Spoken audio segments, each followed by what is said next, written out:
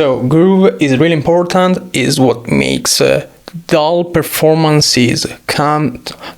quantized performances come to life. They give some rhythm, some humanliness, and they make things flow better.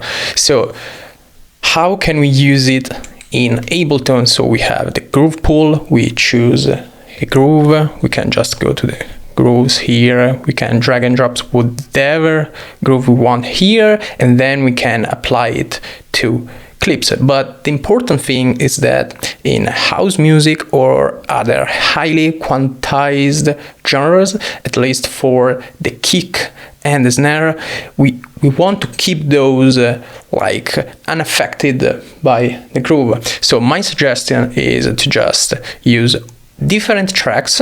Like in this case, I had the kick, the snare, then I have the snare 2, clap 1, clap 2, or even better, if it's something that fits your workflow, sometimes I do it, sometimes I don't, you can program everything within the same drum rack, and then you just extract the kick and the snare out of the drum rack, so you can apply the groove only to the other percussion stuff, so secondary snares, claps, hi-hats, shaker, rides, whatever. And this way you have the highly quantized kick and snares, and you also have them unaffected by other parameters such as the velocity here, and just have everything else just grooving better. So that's it. It's a really simple thing.